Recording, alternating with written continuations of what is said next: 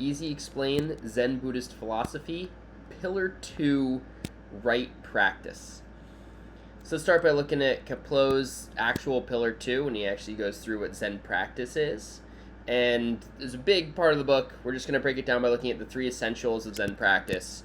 So for Kapleau here, that means you have a strong faith, you have a strong doubt, and you have a strong determination. And doubt in this sense is not quite what you might expect. It's not usually how we use the term, but we'll get into a definition in a second. Let's start with strong faith.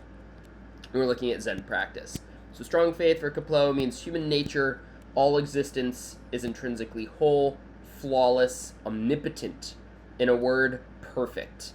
So if you're going to be practicing Zen, right, this is the first essential, to have this faith in human nature that you are perfect. Everything is whole, flawless, and omnipotent. That's the faith we need to have going into our practice. Now let's redefine doubt. So what is strong doubt when we're within the realm of Zen practice? So here we're not implying that skepticism we might assume, but rather it's now a state of perplexity, of probing inquiry, of intense self-questioning. And to connect this, we can actually relate this to Suzuki's book, Zen Mind, Beginner's Mind, right? Think of the beginner mindset, right? You're going to be perplexed. You're going to be inquiring and questioning, right? You're approaching things new, right? You're doubting that you might not have it all figured out, right? You need to question this. It's almost more of like an open-mindedness. And then let's look at what our determination is in this Zen sense.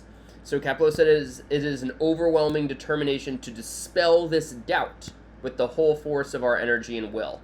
Right, so we have this doubt, we have this questioning, we're determined to dispel it, right, move beyond that doubt, and then that's going to reinforce our faith, right? So these are the 3 essentials of Zen practice for Kapleau. But let's look at see what Suzuki says as well in his Zen Mind, Beginner's Mind here.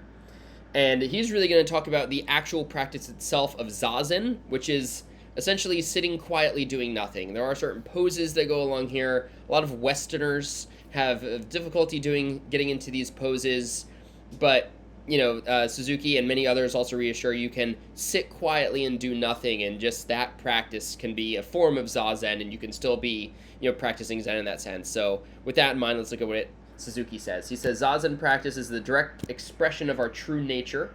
Strictly speaking, for a human being, there is no other practice than this practice. There's no other way of life than this way of life. Let's just move on. What he says, these forms are not the means of obtaining the right state of mind. To take this posture is itself to have the right state of mind. There is no need to obtain some special state of mind. So this is kind of going back to what Kapleau was leading with, of we have this faith, we have this doubt, we have this determination, we're bringing all those into practice. Suzuki's saying, just sit quietly and do nothing. That is it. You don't need to prep yourself in any way. You're not trying to achieve anything. That's it. Really cool analogy here that Suzuki also works with. He says, what we call I is just a swinging door, which moves when we inhale and when we exhale. So we also have Suzuki calling some attention to the breath as you're sitting quietly doing nothing, just, being mindful of your inhales and your exhales.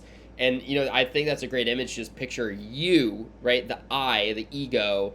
You're just a swinging door. That's all you are. You're just your breath going in and out. That's the sense of self that we have in this case, or no self, right? More from Suzuki says, in the zazen posture, your mind and body have great power to accept things as they are, whether agreeable or disagreeable. That's that Zen state, right? Just peace. And finally, from Suzuki, we're looking at zazen, Zen practice. If you continue this simple practice every day, you will obtain some wonderful power. Before you obtain it, it's something wonderful. After you attain it, it's nothing special.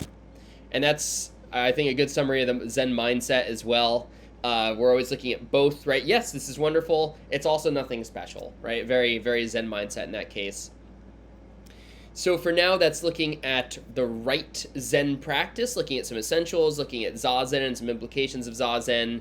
We got one more pillar, the third pillar, that's looking at the right understanding and Zen enlightenment or Zen enlightenment. That'll be coming up next, but for now, hope this helps.